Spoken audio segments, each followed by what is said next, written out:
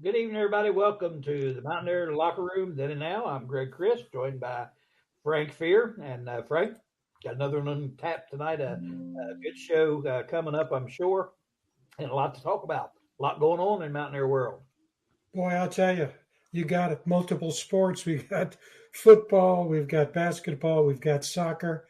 And I can't remember a couple of days with such excitement with respect to the recruiting front, Yep. both in football and basketball. We'll talk about all of that. But my God, it is really, as you say, a lot of stuff going on. Almost all of it positive. Yeah, when I see these recruiting stories, I know that Dave Gorby and Randy Fincham start foaming at the mouth. They're ready to get on and talk about these guys. But Yeah. yeah, it looks like some good news coming from the recruiting front. Like I said, we can talk about that. We had a good showing on Saturday, I thought. Our guys fell, of course, to Arizona State, but put forth a good effort and had lots of good chances, and just couldn't quite pull it off. But good job by our team. I feel like they're still trending in the right direction, and I think this is all part of the building process. I think it was a little rocky midway through, but it seems like they've got things on the tracks now, and it looks like Rich Rod's settling into this, and it'll be just fine. People just got to be patient and wait it out. Yeah, I agree with you. The good news is that we do a pre and post game show. But the not so good news is that the post game show comes on immediately after the game, and so you're collecting your thoughts. How am I going to frame this, and so on. And of course, we didn't have a chance to see Rich Rod's post game press Yeah, conference, which I watched later. Uh, it yes, was I'm what glad. I'm three and glad a we half didn't minutes get him on the long. post game. I'm glad he wasn't on the You show with know, us.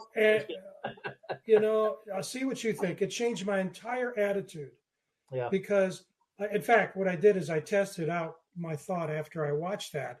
I found a graphic of a guy with hands like this because Rich Rod kept on saying, if you can't run this much, you yeah, don't deserve to win the game. yeah, And yeah. so, and basically, I put it out on Facebook and immediately got mocked.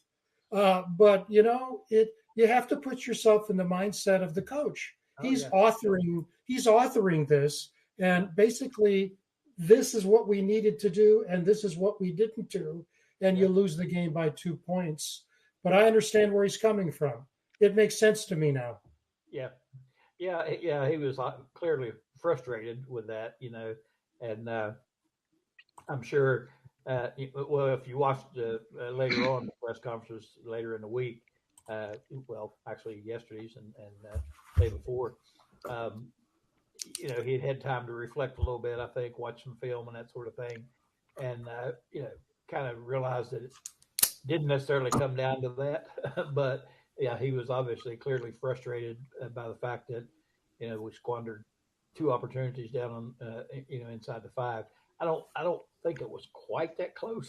Like 3 or 4 yards, but I get what he's saying, and Yeah. yeah, he clearly frustrated, and especially um, the way they've been moving the ball. Now Arizona State obviously stacked the box up and stop that run period, and that was their goal. You can tell that that was their game plan. But we've been running the ball pretty effectively. When we did need to run, uh, we didn't try to run a ton, and we didn't run the ball well. Don't get me wrong. I don't. We didn't have a good rushing game, but they stacked that box in there and made sure we couldn't run, try to force us to pass. But in previous games, we've run the ball pretty well, and I think he felt like, down in those situations that we ought to be able to, ram it in from the ground, and it just didn't work out. But when teams, when they stack up box in there with 8 players, it's hard to run the ball. I mean, it's hard to run the ball against a regular defense, but when you throw an extra man or two in there to stop it, makes it even harder. You can tell, obviously, again, that's what they were doing, and we didn't run the ball well at all. We I think we only ended up with 70 yards rushing, something like that. So I think he, after he reflected a little bit, he had time to look at some of the things that they did wrong. Um, you know, they didn't run well, drop balls, penalties, bad mistakes and penalties. Has been some really tough ones, and after he had time to reflect, the tone changed just a little bit. So I felt a little better watching him yesterday than what I did Saturday because he was upset Saturday, no question. Well, I look back at the stats, and we had 421 total yards, and 165 of those came on two pass plays, deeper in our own territory because they were overplaying the run. Great moves by the receivers, wideout, and a running back. Those two plays generated 165 of the 421. I was going to ask Mickey, as an offensive lineman, uh, in a situation like that, I would imagine the thought that comes first, we're going to go get it. We don't want to kick the field goal. But you obviously, you've been there, you've done it. What's your take? Well, you're exactly right, Frank. You, as an offensive lineman, you're talking to the QB, you're hollering over at the bench, you're saying, let's go for it, let's go for it, let's not take this field goal. Because, it builds up confidence, not only for that one play, but for the entire game. If you can push it across. I mean, keep in mind, Arizona State won the Big 12 championship last year. We were I think spotted 10 and a half, 11 points that we were supposed to lose by. So clearly we're playing very well. You get that touchdown, and I think the whole complexion of the game changes dramatically. Unfortunately, you roll the dice, you don't get it. But I think it's part of the culture that Rich is establishing up there to say, hey, we're going to be the aggressive ones. We're going to go after it. We're going to have the hard edge. Sometimes we get it, sometimes we don't. Uh, Next year, given the same circumstances, and assuming we have Kevin Brown starting at right tackle, then I have no doubt that we'll get it. Yeah. And, I'm glad you said what you said, Mick. Always good thoughts because we focus on wins and losses, and we lost the game. But if you put it in context, absolutely, this is a defending Big 12 champion. They have a good team this year. They're 7-3 now with 2 games left, and they're playing at home after a bye week. And West Virginia loses by 2. And I was going to say if it weren't for those 2 foolish penalties, 30 yards toward the end, but I don't want to focus on that because who knows. But the fact of the matter is, it was close. It was very close, and the Mountaineers could very well have run that game, even though, going back to what Greg said, I think the average was like 1.7 yards per rush. We didn't run the ball, and yet we were right there. So you're right. It's a game that I think you can project toward the future and say, last 3 games, the one word that comes to my mind is hope. A lot of hope. Yeah, and what Mickey says right there, he's wanting to establish that, that we're going to be the tougher team, and we're going to run it right at you and convert those things. And like I said, I'm sure he felt pretty good, after the way we've been running the last few games, and felt we're going to get some chances. And like Mickey said, you score one of those, the whole complexion of the game changes. Now, a lot of people want to say, well, if you kick the field goal, you win by a point, blah, blah, blah. Well, not necessarily, but, if you could kick the field goal after the game was over, you could win the game. But, you kick a field goal right there and it may change the direction a little bit. Doesn't mean it's going to change the outcome. And, when you're in the moment, you feel like you got momentum going. And again, you want to establish that, and you're a road dog, and you got a chance to put them away. Most people probably would have gone for it in both of those situations. So, yeah, I'm not critical at all of going for it. And to the people that say that, you could have kicked field goal, you'd won by point. I disagree with that too, unless you get a kick it after they kick theirs. So, and you can't do that. So, I didn't have a problem with that whatsoever. So, I like the direction we're heading. I think he's, they have shown. I mean, you think back 5-6 games ago and what we were talking about on here. It was just abysmal. I mean, the offensive line was horrible. Couldn't block anybody. We couldn't stop anybody. We couldn't run the ball. We couldn't throw the ball. We didn't know who our quarterback was. 3 or 4 different people playing quarterback. This thing has settled down, and we've seen some promise. So, I think it's encouraging. I think that our performance Saturday was encouraging. Yeah, no question about it. And as we said earlier, so many good things going on. I mean, we'll talk more about these later, but I don't want to call it a miracle, but it was an incredible circumstance down the Greenbrier for the women. Talking about the Greenbrier 5, what a phenomenal game that was for the women. The soccer teams are in the NCAAs tomorrow. Women into the second round, men into the first round. Men's basketball team doing great, beat Pitt. Since we were on last week, the women will play again tomorrow in a 10:30 a.m. Education Day. The school kids get a chance to go to a game. The tip-off is again 10:30 in the morning over at the Coliseum. But it's all positive, and then the recruiting we'll talk about later after we talk with our guest.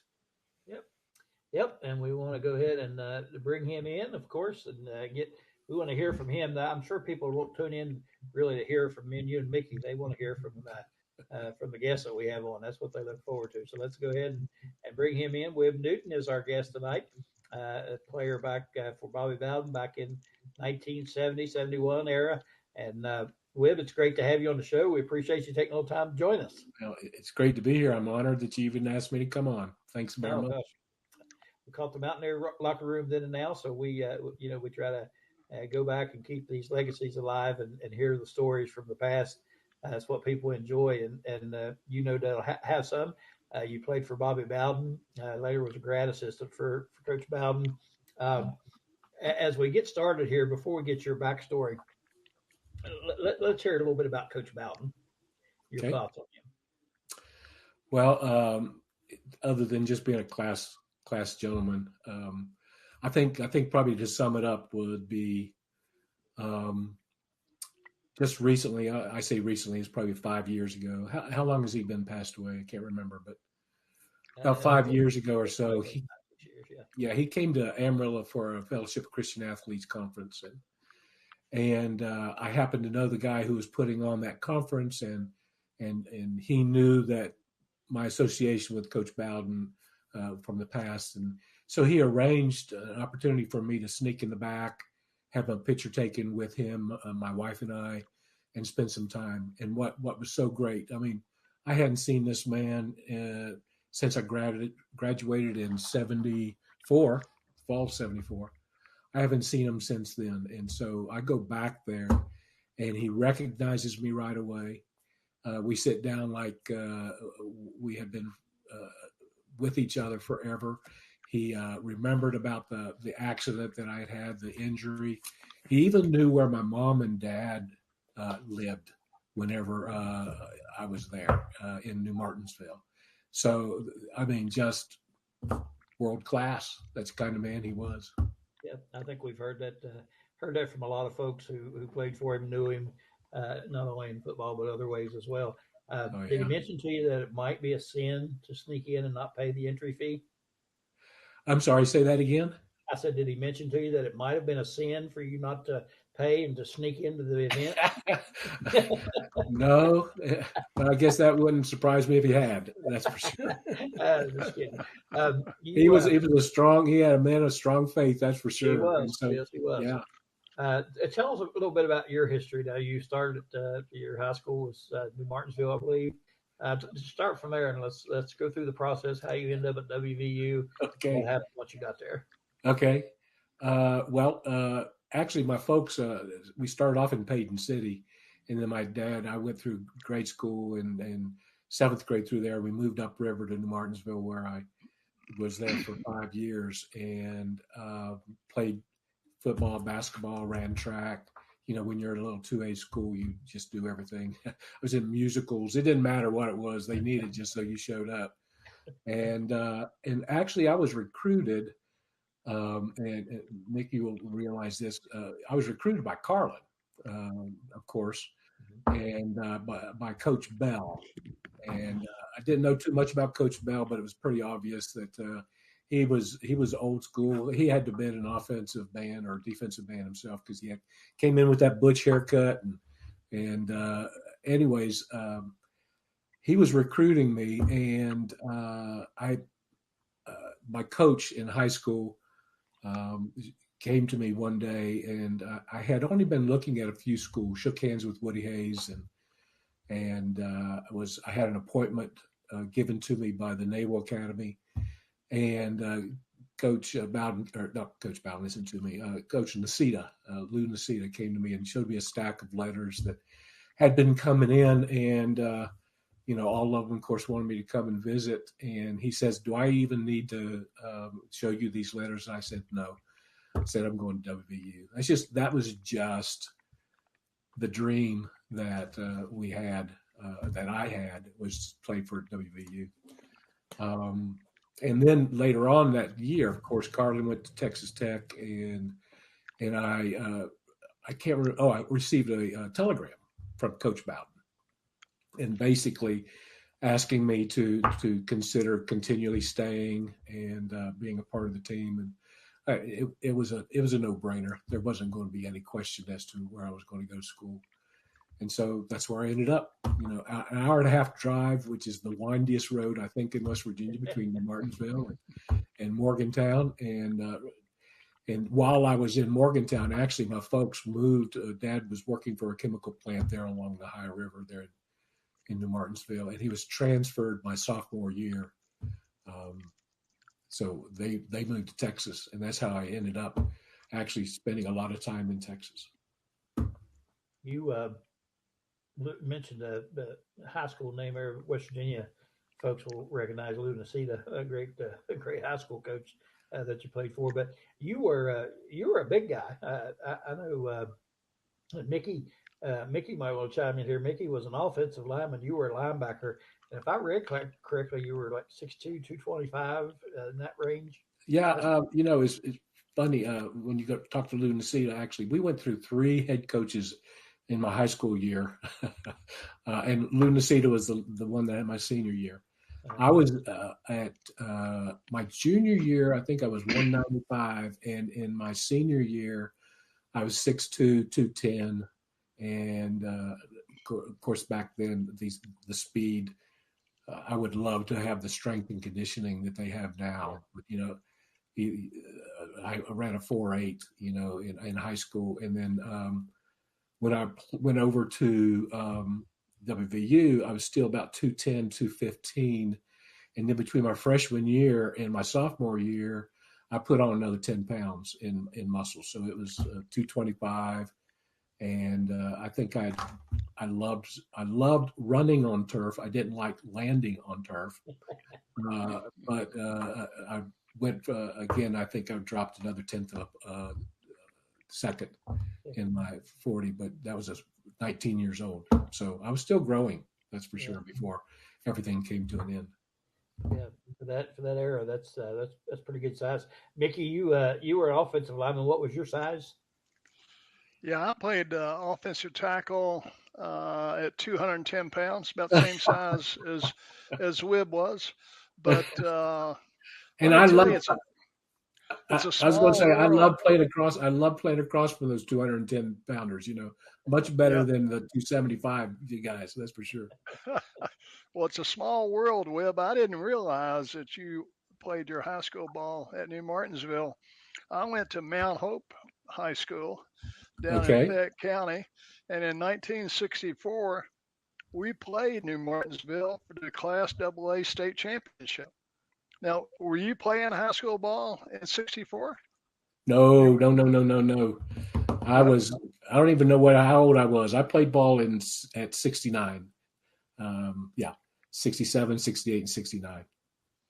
In high school? In high school, yeah.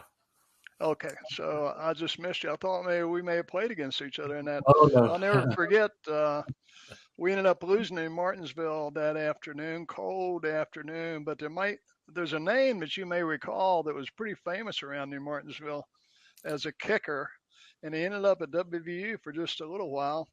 And really unusual name, Emo Shoe Shoeball. ball.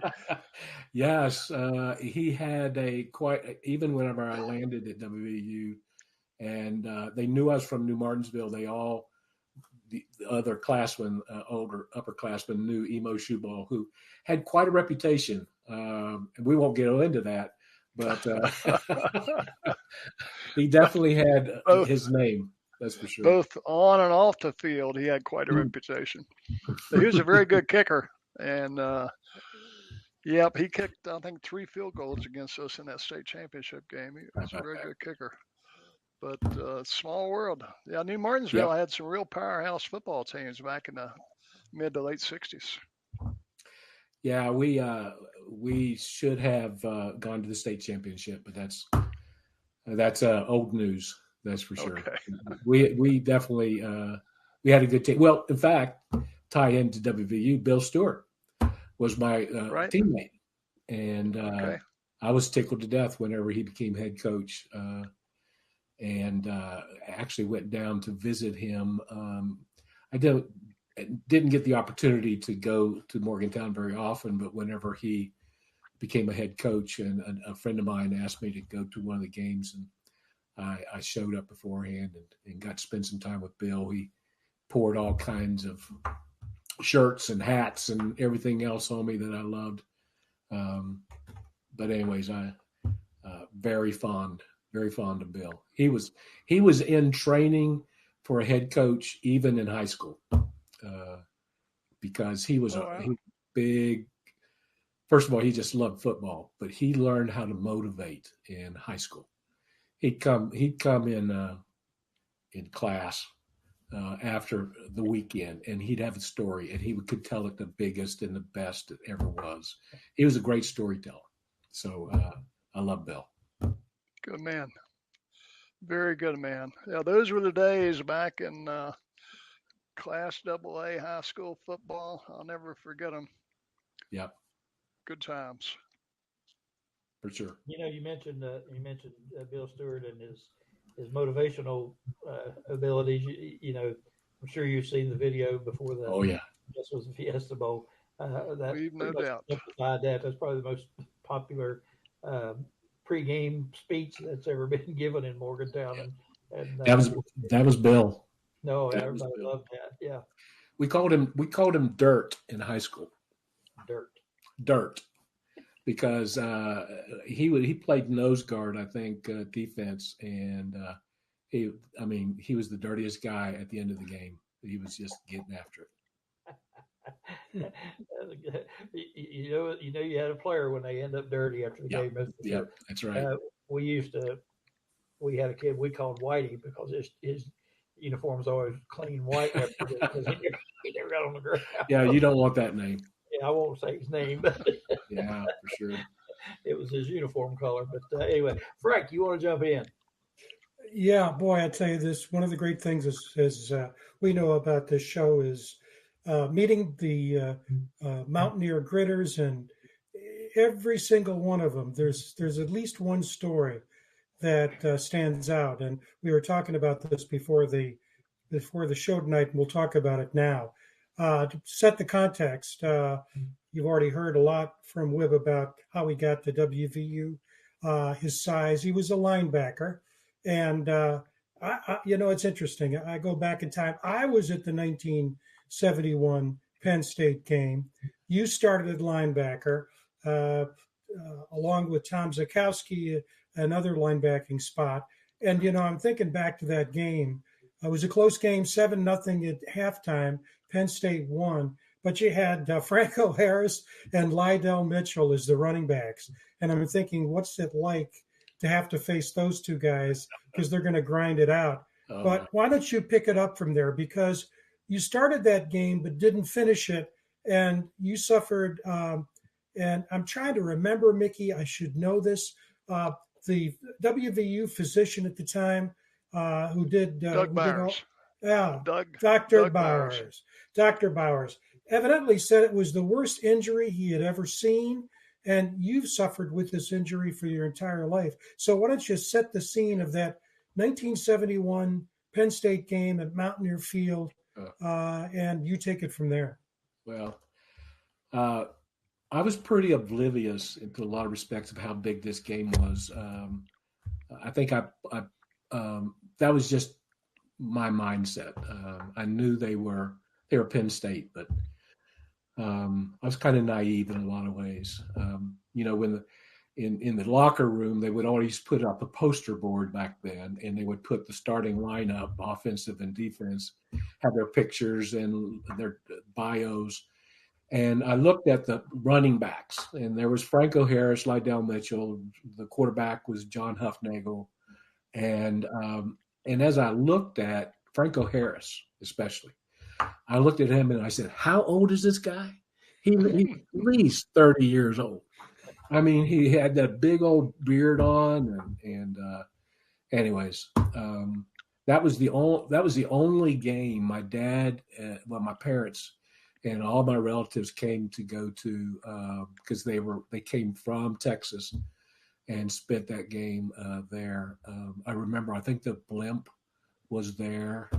It was being broadcast, which was the first television broadcast that we had ever had on the team. It's one of the things I love about today's sports, how much TV time they get. But so I shook hands with my dad. We in the locker room, old Mountaineer Stadium, and so we play the game. And there was one particular play that we had practiced all week, and that was, I think we played basically a 5-2, sometimes 4-3, but whenever there was a 5-2, they would have between the tackle and guard, they would open up that hole, and I was supposed, with my left shoulder, my inside shoulder, take on Franco Harris and leave my outside shoulder to be able to tackle Lydell Mitchell. Okay, we practiced that all week.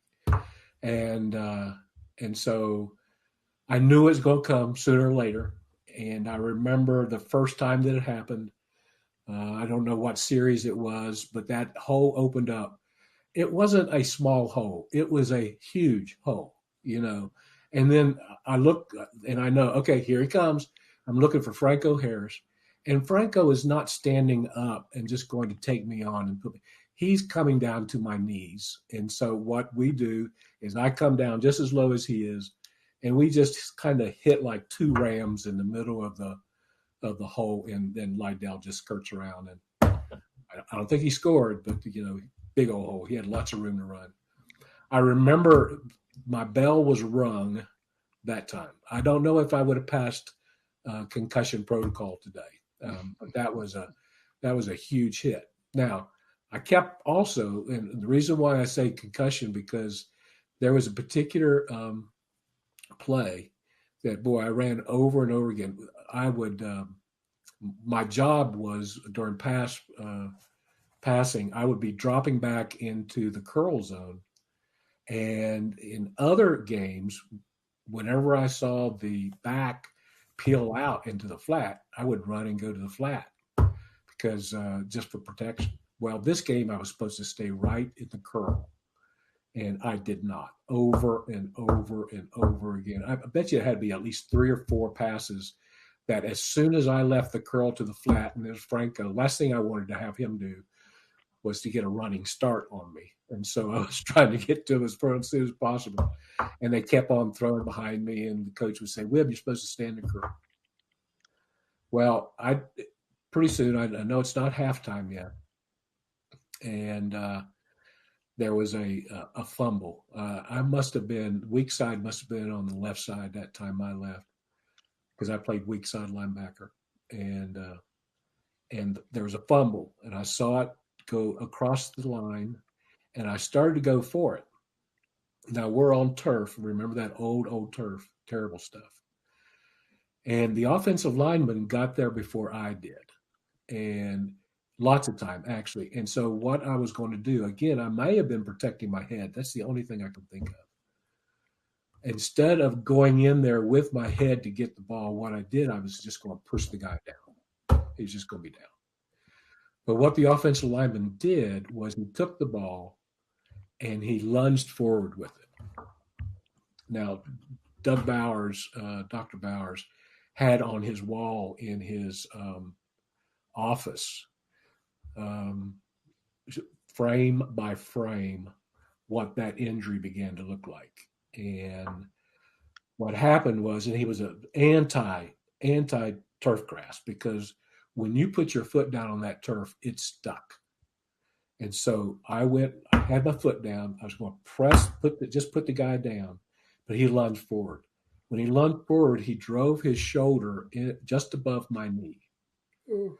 And it hyperextended my knee 75 degrees. Ooh. Now, if you just think about that for a second. Mm. Then he took his shoulders and pushed down again from the inside out, and for another 65 degrees, my leg was torqued on the inside. I went into shock. I mean, I did talk to Dennis Reed, who was my tackle in front of me, and he said, "Wib, I still hear that crack. Not a bone was broke, but all the muscles in my hamstring and back of my leg, they were ripped apart." And I was in shock. They took me into the locker room, and I waited. We didn't have an ambulance back then. They basically just took me in a wagon, station wagon, and they took me to the hospital. The next day, they operated. Put me on morphine right away. They operated, and I don't know if you can really do this or not, but this is what one of the trainers who actually sat in on the operation said that they could take my toe and touch my hip. That's what was just loose. I had a bruised and stretched nerve, which that left me paralyzed. Fortunately, Doug Bowers did a great job. In fact, I saw him when I went and visited Bill Stewart. He said, "Come here, Wib. Let me take a look at this knee. How's it doing?" And so he was really proud of his work. He did a wonderful job. But I was paralyzed in my foot for 12 to 18 months. I couldn't lift it up. I was in a polio brace, and we knew nothing. They knew nothing about rehab back then. No one came alongside of me and said, "Okay, Wib, here's what we're going to do in order to get this thing back straight." Because I was in a cast for a full leg cast for 8 weeks. My thigh went from here to here, and all the muscles in my leg. And so even today, I have still numbness that will have a tingling in my foot.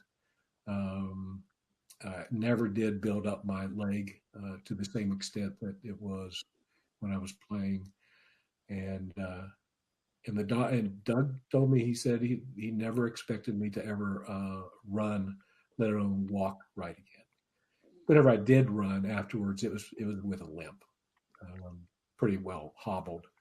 But I was able to play softball, played basketball some. I couldn't push off my left foot for a layup. Racquetball was okay as long as I wore a brace. I could still get around. So fortunately, I was still able to be somewhat active, but nothing like what I could have done. So they redshirted me that next year. And the following year, they put me in as like third string tackle or third string center. I mean,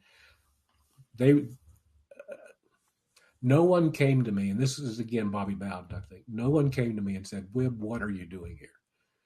You're done. Get off the field." And but they found out that I could do long punts or long snaps, and so that's what I did for the 73 season.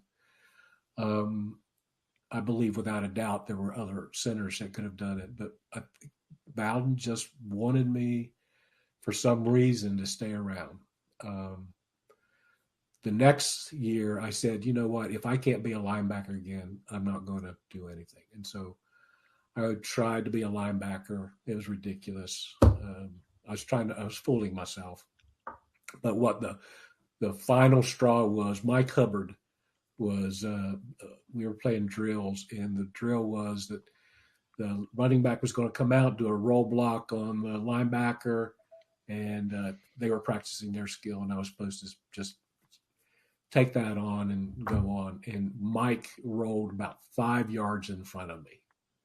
I said, Mike, what's going on? Come on. How can I get any better? He says, I am not going to be the one to hurt you again. And right then, that's when I decided I was done. So I went into Coach Bowden, and I said, Coach, I said, I think I'm through. And he says, Webb, it took you long enough to decide that. I've been waiting on you to do that. So it was my decision.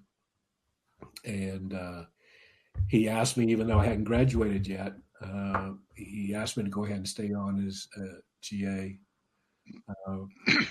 and work with the freshmen. And that was, I think, maybe even the first year that they had freshmen that could play varsity.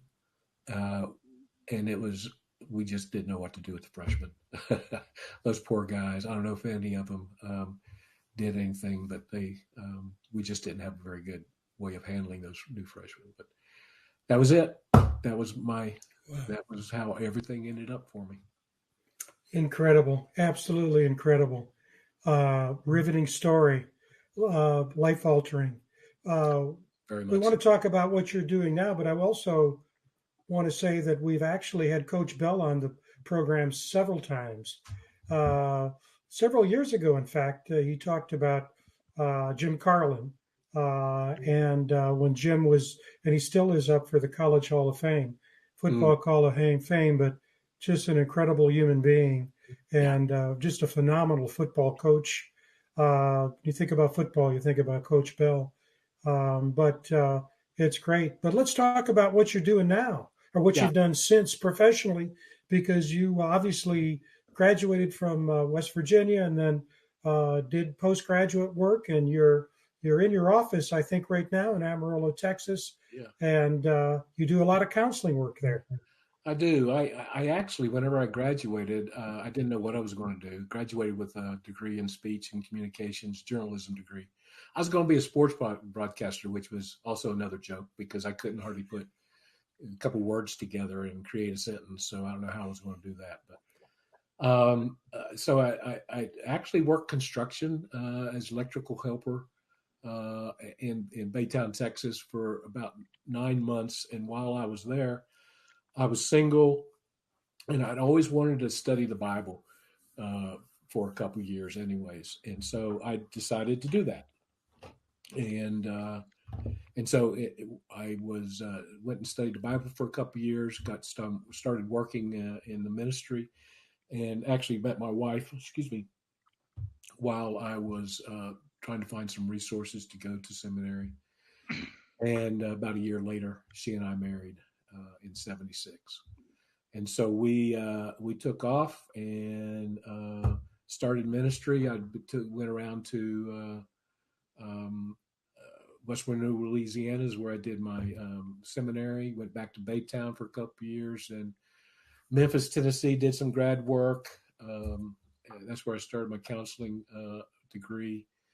And Jonesboro, Arkansas, worked as youth minister, family minister for a while. Went up to Overton Park, Kansas.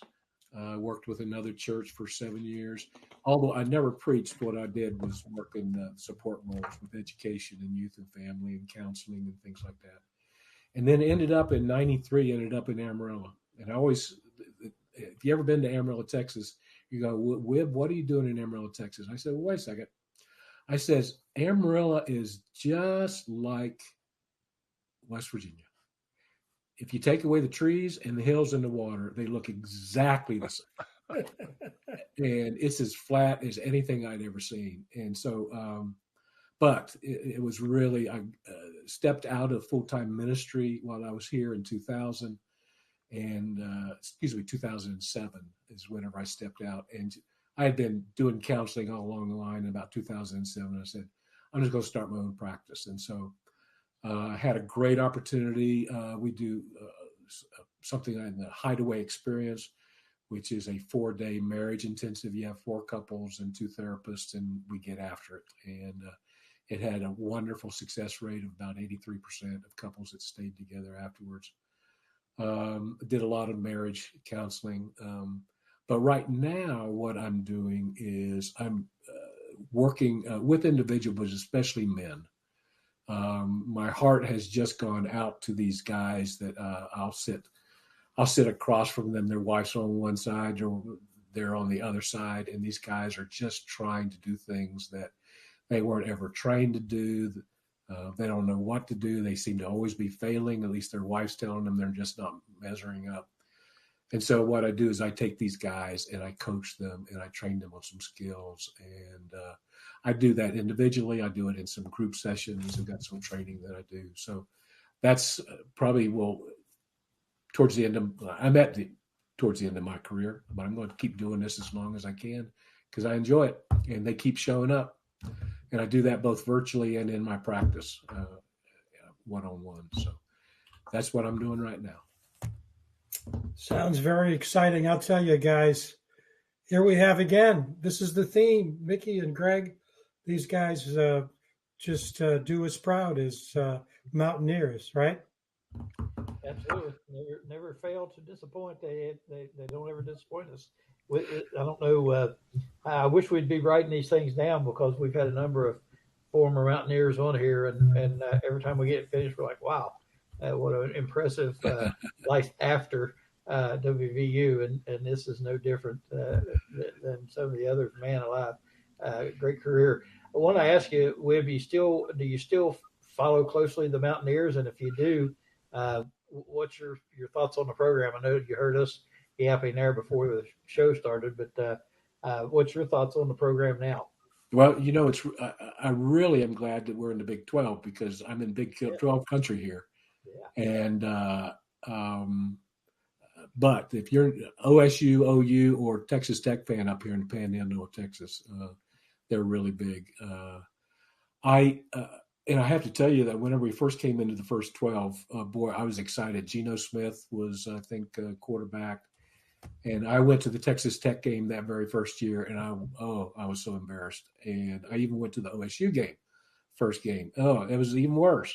And what was bad was the Geno just had that wonderful touch that it would go that arc. But when you throw it in a 30-mile-an-hour wind up here in the Panhandle, it's not going to go well. And that's what took place whenever he was here. So that didn't start off well. But then as time went on, we got our stuff together. Holgerson especially, got it going.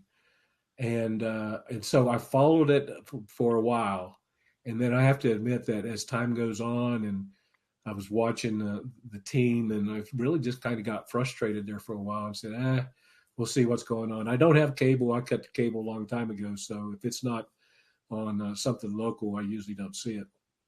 But I have to tell you that it's kind of exciting right now as what I'm listening to, and I've picked up on some of the scores, and you're right, in the middle of the season, it was not looking good. And then all of a sudden, it's like we found a quarterback.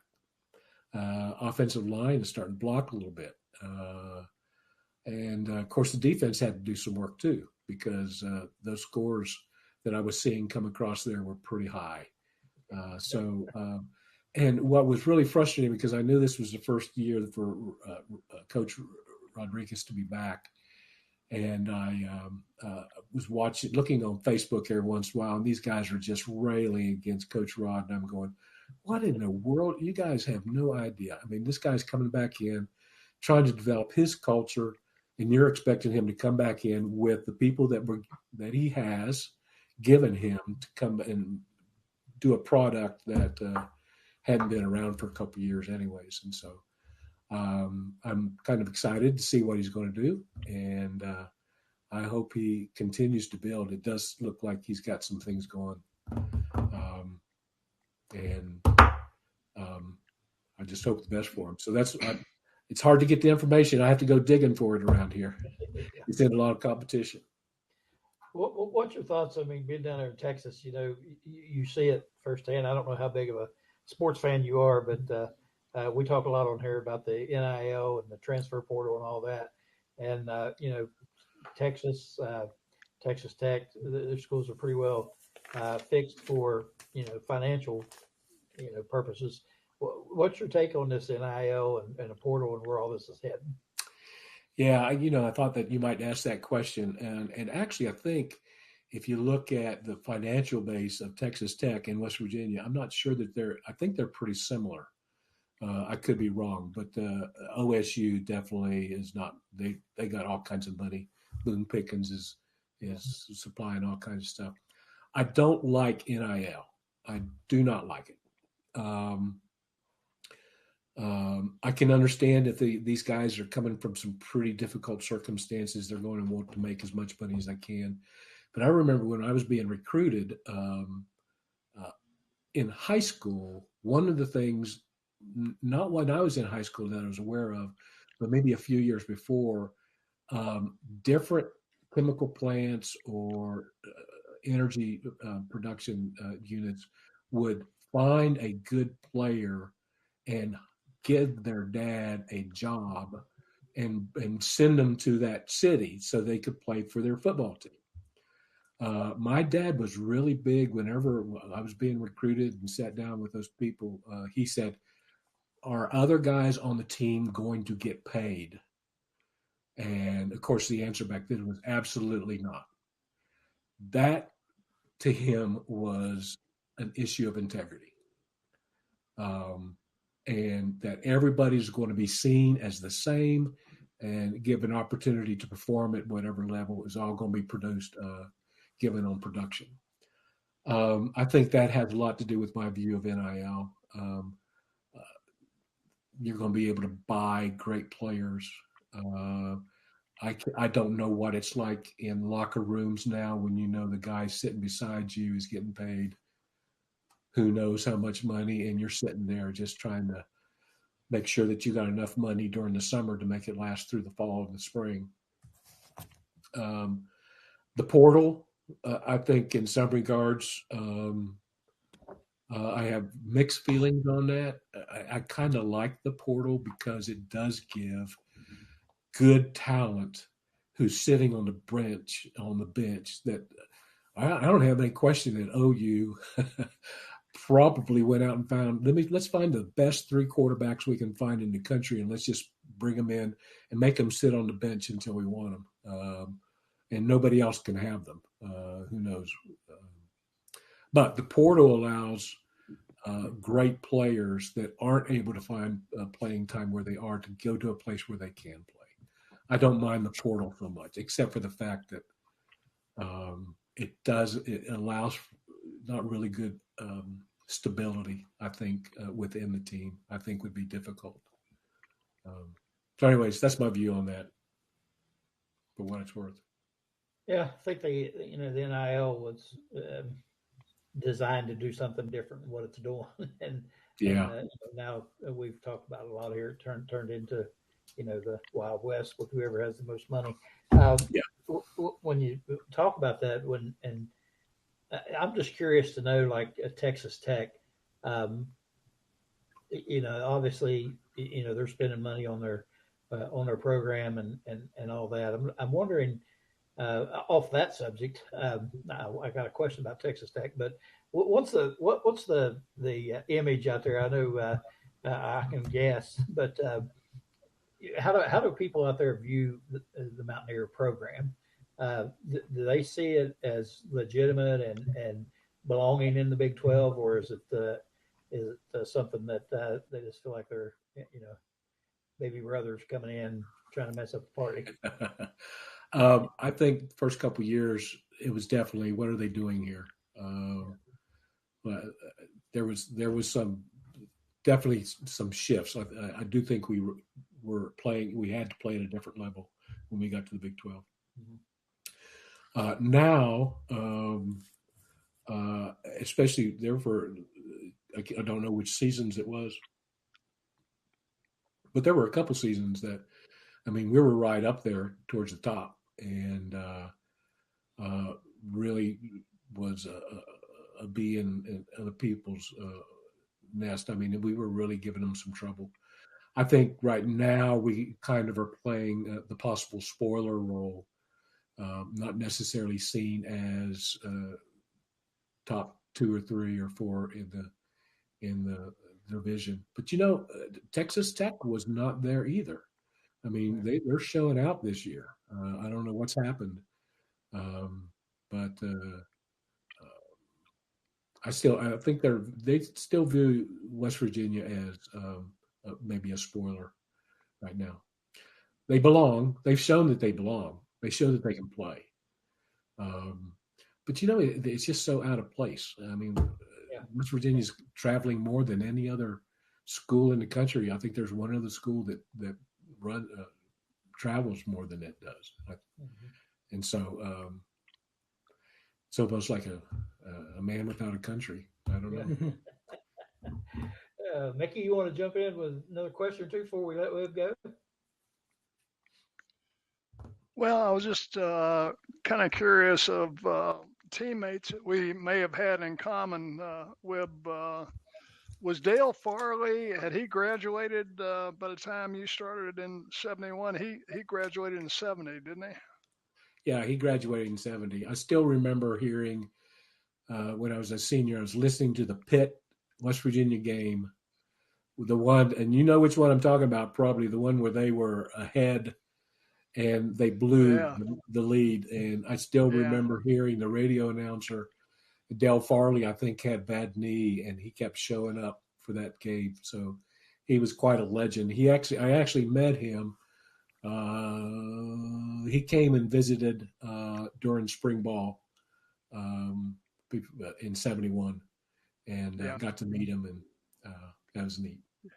Dale was a heck of a linebacker. I thought since you played linebacker, you might recognize that name. He went on to play. Actually, he was an All-American in 1969, and he went on to play for the Miami Dolphins. I think he had 5-6 years with the Dolphins. And I'm still on a joint text group with a number of players, some of which probably a year off here, but Randy Flincham, Dickie Roberts. That name ring a bell with you? Yeah, sure. Dickie was one of the toughest centers you'll ever come across in collegiate football. I'll tell you that. Danny Wilfong, I don't know if that name. Yeah. And I wanted to ask you, one of the popular things that we had back in the day was the practice team, and we called them the Bombers. The Bombers. Or the Bomb Squad. Do you have any recollections of the Bombers? I do. You like to share? Mickey, I do. And it did have a reputation. I had, as I've stepped back from that over the years, I always had kind of a mixed feeling. They played an essential role, that's for sure. But I didn't ever want to be part of the Bombers. The Bomber Squad. I know what you mean. Yeah. And yet they had their own, they were sort of the Rudy of Notre Dame.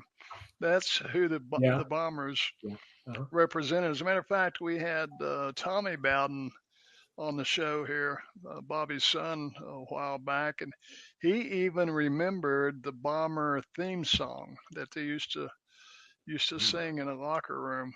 And at least when I was there, we had quite a bit of fun with it. There was a homecoming game. One of the Bombers would compete for homecoming king and queen.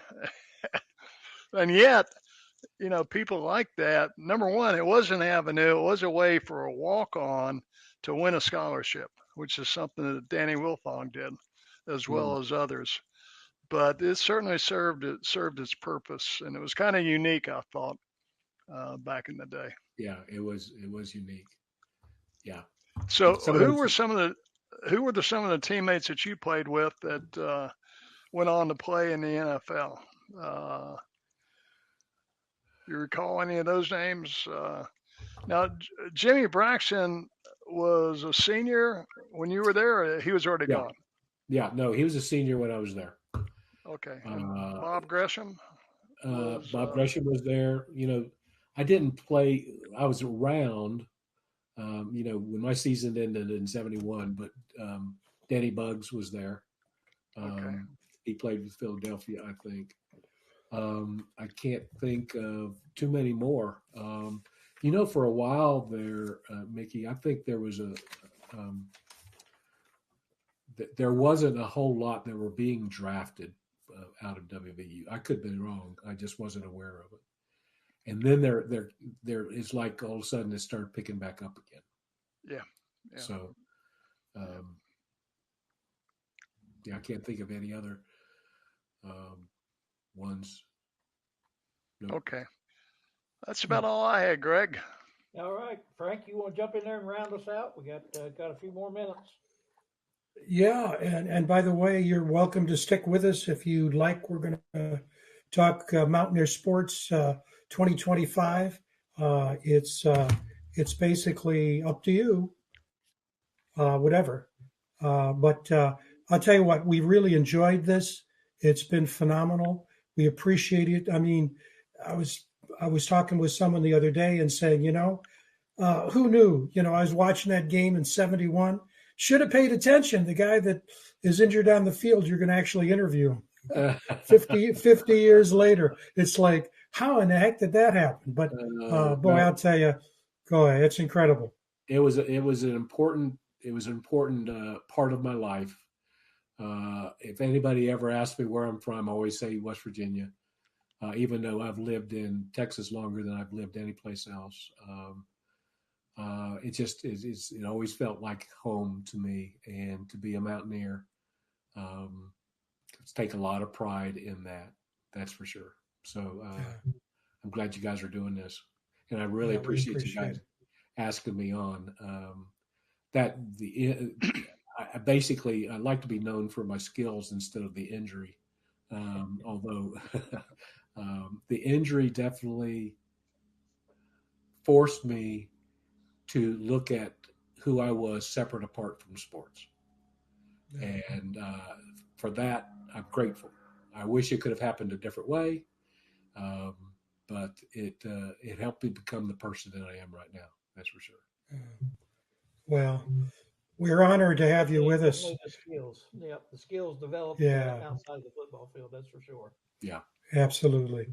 Hey, Greg, I'm having some electrical issues here. So what I'm going to do is pop off and try to get these. All right, sounds good. Thanks, Frank. Wib, I tell you what, we really do. I can't tell you how much we appreciate this. This is always so much fun for us just to hear these stories and the memories, and then to see what the accomplishments have been, since your days at WVU. And it's been greatly entertaining, very interesting and informative. Thank you so much. Thank you for having me, guys. Appreciate it. All right, you're more than welcome. Like I said, you're welcome to stick around in the back room if you want, and Mickey will come on, and we're going to hash out the next game we got coming up, the last game we played, and some of the other sports. So if you want to hang around, you're welcome. I appreciate it. Thank you. All right, Mickey, here we go.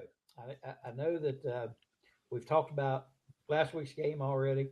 We don't have a game to talk about this week, so what the heck are we going to talk about? Well, I'll tell you the first thing I want to talk about the very first thing is, have you closed us out on the Mountaineer locker room panel competition for prognosticating the winners? Did you win last week, or Frank and I shut out? Even though I was that close to the right score, Frank beat me. Frank won? Yeah, Frank won. So what it's come down to now is it's 4, me 4, you 3, Frank 3. So we got the last game for the comeuppance. Okay. So we may very well end up with co-champions. That's a possibility. Or you could win it all with a good prognostication. Okay. Yeah, that's it. Wanted to get that out of the way. Now, the real serious subject that I want to ask you about, Greg, is as a basketball coach, is I want to hear your impressions of the Greenbrier 5. And did you get a chance to watch that? And yes, I did. Yes, I did. Tell me how in the world can that happen?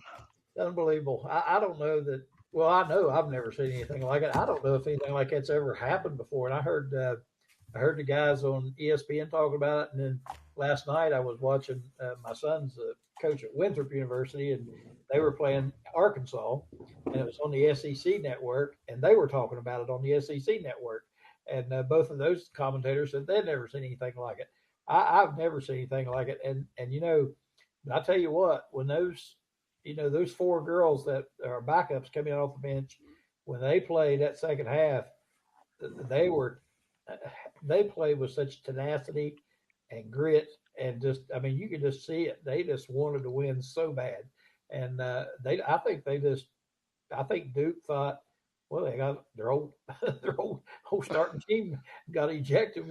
We can coast to this one, and I think it shell shocked them a little bit when that second group come out there. And not only that, but you take into the fact that that's only five they had, and they had to play the whole second half, no breaks. And you don't see that very often. I mean, I don't know if I've seen somebody play an entire half uh, in ages. They just don't do that anymore. They always give them a minute rest here and there. And so it was amazing, and hats off to them. My goodness, what an accomplishment! I'll tell you, just you couldn't be more proud of a group of athletes than the grit, as you mentioned, they showed. The thought that occurred to me is somebody needs to make a movie out of this. Yeah. I mean, because if you take, some of the great sports comeback movies of all times, if you take Miracle on the hockey teams winning the Olympics, if you take Rocky and boxing, if you take Hoosiers in Indiana, name any of those movies, put them all together. And what occurred last Friday night, I think, outperforms all of those put together. I mean, really did the state proud, did everybody proud in the way that they got out there and got after it last Friday night. Just unbelievable. And I see Frank may be back here with us. I wanted to thank him in particular for getting that text message out, because I immediately found the game and turned it on.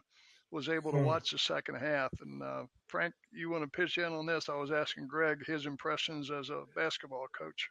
Yeah, it's the only word I can think of is it was mystical. That wasn't supposed to happen. I turned to Kathy Fair and said, after they were ejected, I said, "Oh, this is going to be a quick one," and it was just the opposite. The name Greenbrier 5 fits, and it is legendary. And again, this is not West Virginia coming back against East, West, South State. They came back against a blue blood Duke, and so it's just fantastic. And then you add to that the signing of Miles Sadler, 4-star or 5-star depending on the rating, basketball, and then Kevin Brown, 4-star in football. It's just been phenomenal. The win over Pitt, and so it's just been wonderful. If you're a Mountaineer, it's almost like you died and went to heaven. One thing I wanted to bring up, Greg, it has nothing to do with this per se, but it has to do with the issue of nil that we talked about. So I did some study. Get these numbers, guys. This is basketball. This is up to date as of, I think, the 19th, which is today, as of 7:45 p.m. That's how they're following this. And they have for every team in the major team in the country, because On3 and Rivals are now together. And every team, major team in basketball and football. These are the basketball average nil. And the best way to describe it would be like when you get on Zillow and look at your house value. That doesn't mean that someone's going to give you that much money, give you that amount of money if you were to sell it. It's a market, and it continues to fluctuate. But get these numbers. Kansas is number one. Big surprise. The average nil is $400,000 for that team. Okay? Baylor, 502,000. Arizona, 353,000. Houston, get this, $750,000. Now, think about this. Houston, where are they ranked? But here's West Virginia, 201,000. So when you think about the Big 12 and you think about West Virginia and you think about the capability of being able to attract a Miles Sadler, we're competitive. Now, if you look at football, oh my Lord, I won't give you all of them, but here's the average. It's lower because you got more players, obviously, on a team. No surprise, Texas Tech is number one, and this is right up to date at 111,000. West Virginia, 19,000. Wow. That's unreal. Yeah, so I think that's going to go up. I don't think there's any question it's going to go up. But the point is that there's not they're all clustered on the high side in basketball.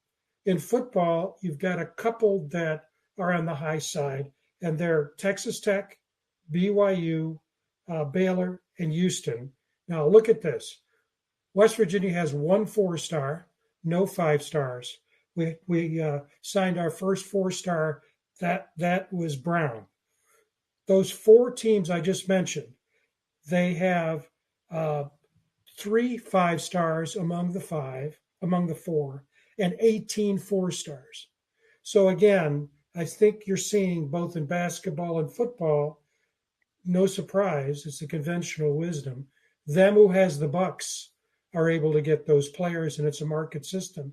You would expect that, and obviously, there are fewer basketball players that you have to put money behind. But I thought I thought you might find those data interesting. Yeah, it is interesting, and again, I just look back, and it's really not. I don't think the way it was perceived that the NIL was going to work. It's name, image, and likeness. I think most people thought it was going to be, advertising opportunities, video game likeness, that type of thing. I don't think people thought it meant that people were just going to pull out the checkbook, start writing checks to people. So it clearly shows, what's going to happen, and it's going to get worse because a Houston or Texas Tech, they can afford an average, and again, that's an average. You said 400,000, and they can keep affording it. You just wonder, West Virginia's is, I think you said 200 and some. Can we continue to afford it and keep bringing players in? And the fact that Hodges signed this point guard, says a little bit about him, but again, you just wonder what the sustainability is for everybody. I mean, not just us, but if you're T. Boone Pickens, for example, how many more millions are you going to pour into that to see a 4-8 season? You just wonder how long that'll continue. But I just don't think this is what the people had in mind whenever they bought into this NIL idea, which I think is a fine idea. I think it's something that the players deserve. They should get paid, et cetera, et cetera. However, I don't think it can just be an open checkbook for everybody, and whoever can come up with the most money for the best players wins. I don't think fans will keep showing up for that. I think that your blue bloods are going to stay on top forever. And there'll be a few like Texas Tech who will get their way in, or buy their way in, if you will. And I just don't think it's sustainable. I don't think it's good for the game. They've got to get some parameters, and there has to be some caps and things like that put in place, and contracts, et cetera, et cetera. or this thing is just going to get ugly before it gets better. Yeah, you're absolutely correct. Well, it was not intended to be this way. Right. The lawsuit was it's not fair for corporations, particularly companies, obviously, to basically take advantage of a football player by name, by image, without compensating them. It wasn't meant to be pay for play. It was meant to be really equity. It was meant to be fairness. But as soon as it went in, it got corrupted to we're going to pay these guys. Now, it's still the same kind of thing. There's a transaction. They've got to put forward some kind of response for that money, typically through, for example, being able to promote a particular product, to be able to communicate on social media. But still, the thing that surprised me about the data that I showed is that there's not much of a gap on the basketball side in the Big 12. It's all, 100,000 or more. The gap is on the football side. And I just pulled these up. Again, these are up to date as of 8 o'clock. It's 10 minutes ago. That's how seriously they take it. This is on 3. Texas Tech, the average nil on football is 111,000. I mentioned there are 4 teams, BYU, Baylor, Houston, along with Texas Tech. They're clustered together. Baylor is 39,000. BYU is 67,000. Houston is 75. Utah is 52, but then it drops off. TCU is 22. West Virginia, I mentioned, is 19. Arizona State is 45. Arizona is 25. Kansas is 17-3. And so, again, there are more players playing football. And that doesn't mean that if you're seeking to play for Arizona, you're going to get whatever that is. You just have an assessor that evaluates the total team and then the players that are coming in and then gives a market value, and that's the average market value. But it does require, it puts donors, particularly privileged donors, in a very advantageous position because teams can't compete without them. I was surprised that the Big 12, but then again, you look at the rankings, the Big 12 is doing and has done well in basketball, and the dollars are behind Big 12 schools and Big 12 players in basketball. Yeah, and keep in mind too that is an average. It doesn't mean that everybody's getting 100,000 or one person's getting 100,000. It means that's the average. That means some of them are getting more, some of them are getting less, and it's a tremendous amount of money. Like you said, it's a little more balanced in basketball again, just because of the number of players. You just don't have, you don't have spread it out so thin. So it shows. And if you like you said, look at the rankings and look at teams' performances and that sort of thing. And again, that's why these coaches, James Franklin, Kelly, those guys, they're so quick to ask them. It's not, I don't think it's so much, the ADs or presidents or whatever. I think the donors probably have just about as loud a voice as anybody. I mean, if you're giving a school a couple $1 million a year, giving it to the football program, don't you think that they're going to ask you what your thoughts are on who the coach should be and et cetera, et cetera? Or you could say, if you want this $2 million, then you need to get rid of this guy. I'm not funding this. So it gives them such a voice, and that's not good. I mean, that's not good for the universities. Again, not good for the fans, but there's got to be some rules put in place, or it's just going to wreck everything. The game's going to be wrecked. Yeah, I agree. Mickey, your thoughts? I'm glad I played back in the 1960s because money, sponsorships,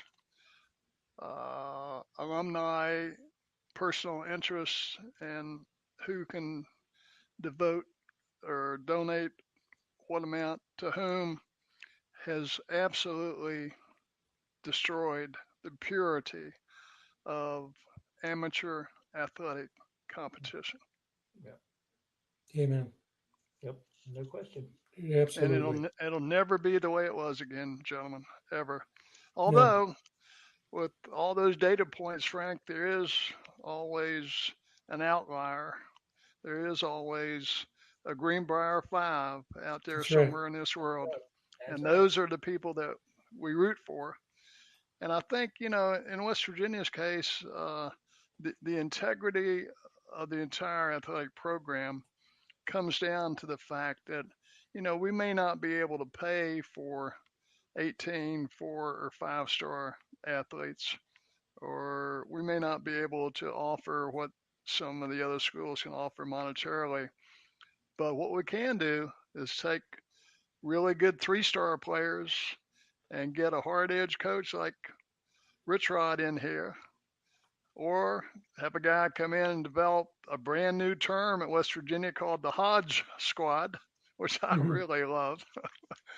And I think just the fact that we overcome those sorts of challenges in today's amateur athletic competitive field is a tribute to the character of the coaching, to the university, and to the athletes themselves that choose to represent West Virginia. No, I agree with you. Or Frank, Mickey could get off that billfold and donate a few million up there at WVU to get us a couple of running backs and a quarterback, and then we'd be set. The Plumlee Scholarship. Yeah, right.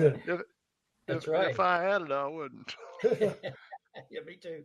Hey, I just Mickey also mentioned our weekly picks that we make, and I explained to him quickly there that you had won somehow this past week, and you and him were tied, and I was still leading, and I didn't know if you wanted to follow up on that or not. Well, you didn't quite get that right. But we don't have time to go into it right now. We got to sign off, Greg. What it is that you and I are tied, 4 wins each. I knew somebody was tied. Yeah, you and I are tied, and Mickey's 3. So okay. So next week's going to be fun because we're all going to be rooting for Mickey to win. So we end up 4-4-4 because last year it wasn't that way at all. So now, Frank, do you have any response from Mickey about this past week winning or anything? Do you have anything on that? I wanted to do that, then it dawned on me I don't have the sound effects. We besmirched your name on the post-game show, Mickey. I read the who won, and I said I talked with Mickey just before I came on the air, and I pushed a button with a man screaming. You go, I've been looking forward to that since Saturday. I could see. I don't know if Darren has a screaming man's option on Wirestream, but on StreamYard we could do that. But So anyway, but this is great because it jazzes up next week's game against Texas Tech. And the point I want before I forget, and we're going to have to obviously transition, Mickey. I lived through when I was at Michigan State, the last couple of years in particular, exactly what you're talking about. People think of Michigan State as a blue blood. No, it's blue collar, just like West Virginia. And we obviously have Tom Izzo as a coach, and no one, he eats stones for breakfast and recruits players who want to eat stones for breakfast. And Mark D'Antonio won 2 Big Ten championships, went to the college football playoff, won the Cotton Bowl, won the Rose Bowl with 3-star players. And so he would just coach them up. Now, that was before the nil in the portal. But I think what it means is the value of coaches like Rich Rod may be even more today because not every school is going to have the resources to be able to advantage themselves. So it comes down to playing fundamentals, playing, as you say all the time, playing for state, for your teammates, and for the love of the game. And you see that with Rich Rod. And I think we're seeing it with Hodge. I mean, I think we're and it's not just those guys, with other coaches too. I think we're very privileged in West Virginia right Yep, no question about that. And I think Mickey hit it spot on, and that is, you play for that, that name on the front of the jersey, not the back. And again, going back to the beginning of the show, I think that's the culture that he's trying to establish, and going forward on 4th and goal from the 2 is part of it. And now. when those start going in, then you've got it established for sure. Then yeah, I think we're fine. And I honestly think this money thing too will get rectified. I mean, it may not be totally corrected. I don't, in reality, Frank, a lot of these places are doing what they were already doing. They're just doing it legally now. So I don't know. I mean, it's going to make a difference, and it's going to really mess it up if they don't get it under control, because I think it's more prevalent now, obviously, more widespread and all that. But I think the powers that be realize that something's got to give, something has to be done, because nobody wants it to be like this. I don't think, except people that have all the money and they're okay with it being like this. Mm-hmm. But even, I mean, we've seen legendary coaches get out of the game because of it. We see fans tuning out because of it. A lot of criticism about different things. So, it's really, to me, had a lot more of a negative impact than it has a positive impact. And, I don't think anybody wants that. So I think eventually it'll get fixed, and I think we're in a good position with the coaching staffs that we have. Once that gets reined in, gets leveled out a little bit, then I think we're going to be in good shape. Mm-hmm. Eternal optimist. That's true. I agree. So, and I'll tell you what, you watch that basketball team, and they're pretty daggone good too. So may not spend a ton of money on them, but we've got some players, and it's going to be fun to watch those guys play this year. And a big game coming up Friday night against Clemson. Yep. Tune in. It's going to be on national TV, and that's going to be a big, big, big game. Clemson has already had a big game. Their Pitt, went up and lost to Georgetown. So West Virginia, I'm disappointed West Virginia is not in the top 25 after that Pitt game. But I really think if we can knock off Clemson, the bad thing about that game is being played down in South Carolina, not on the campus, I think in Charleston. But if we can beat them Friday night, I think come next Monday, we'll be in the top 25, the men's team. And the women are already in the top 25. I think they're 23rd, something like that. And let's keep our fingers crossed. Tomorrow, the women play in the second round against Georgetown at 5 at Georgetown, and the men play in the first round at home against St. John's. That game is at 7. And I think both games, if I'm not mistaken, are on ESPN Plus that you can watch if you have that service. Yeah, I know they changed the Clemson game is now going to be on ESPNU. I do know that. I got a message about that earlier. So go check and see if you got ESPNU or not. So you might have to buy it. Yeah. So with this TV stuff the way it is. But yeah, good stuff to watch. And like I said, I've watched the men more than the women, and the men's team is good. They look pretty solid, and they're getting strength, more strength. They got Chance Moore will be back for the next game, and he's supposed to be quite a basketball player. So they've got some good looking young players, a couple of freshmen that are dynamic, and then of course Hunter Huff the other night hit 8 3-pointers. 8 out of 9. 8 out of 9, guys. Yeah, 8 for 9, and so they they got some size, they got quickness, they got guards, they got shooters, so they could make some noise, that's for sure. Let's hope they get better to kind of like what you're seeing from them. So it's gonna be fun to watch. Let's go Mountaineers. A lot of fun. That's right. All right. So Frank, what's our schedule? We're way over time here tonight. What's our schedule? Well, another story there. In fact, Tom Brandner, who is an offensive tackle, again, the Bobby Bowden era, Mickey. This is the end of the Bobby Bowden era. So Tom played in 73 to 75, played in 30 games. So he was a stalwart, especially sophomore, junior, and senior years. And what we have there is a picture, a photo of Tom's son, Gabe. It reminds me very much of Wes. Because Wes's son, Jim Braxton's half brother, uh, played at North Carolina, and Gabe was a really a solid um, offensive tackle at Duke, and played through 2017. So we'll have plenty of stories like we had tonight. And boy, Wib was a great guest, wasn't he? We'll continue that with Tom Bradner next week. And again, a shout out to Mark Parsons, because Mark just does a tremendous job lining up talent. And as we mentioned during the show, or maybe beforehand, Danny Buggs is going to be with us in a couple of weeks, so we'll look forward to that too. Yep, guys, been another great show, a great guest tonight, and we really enjoyed Wib Newton. That was a lot of fun. Mickey, thank you for getting in there with us again. We always appreciate having you on. It's always enlightening to listen to you and hear your stories and your questions. You do a great job, and we appreciate you.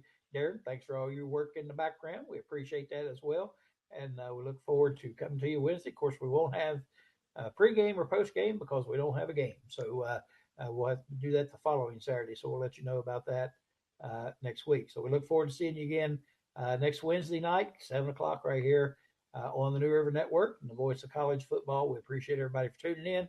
Have a great evening, folks. We'll see you next Wednesday.